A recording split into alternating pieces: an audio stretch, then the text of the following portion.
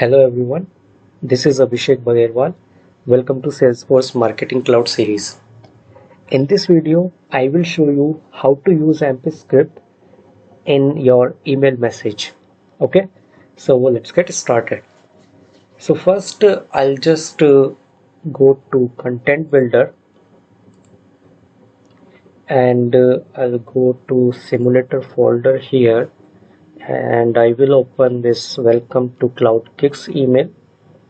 I'll just click on edit and edit content. So here you can see this is the edit email pane, and here I'll go to this preview and test tab. So here I'll just click on this data extension icon and I'll go to this simulator folder, and here I have a data extension. So I'm just selecting a record over here. Now there is one thing to notice. So here last name comes with the small case first letter. So I just want to do it like proper case, or we can say first letter should be capital and remaining should be small letters. Okay, so let's do that. I'll just go over to content and I'll just click on this code snippet, and on the left side here you can see that there is the last name variable is being used.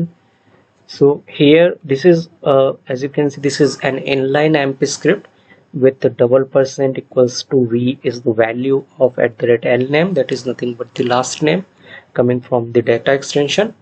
So what I'm gonna do is I'm just gonna make it into proper case function.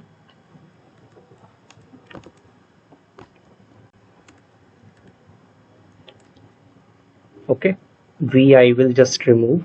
So $% equals to proper case and inside bracket @lname. Click done editing. So once that is done, I'll go back to this preview and test, and now you can see the first letter is coming in capital. Okay, so that's what I wanted to do. So that's how you can make changes in your email message using Ampscript. So that is, we talked about inline Ampscript using $% equals to whatever your function or personalization string equals $%. So that's how you can use inline Ampscript. So we will talk more about Ampscript in upcoming videos. So if you find this content helpful, please like it and comment on it. For more, please subscribe my channel as Abhishek Bagherwal. Thank you.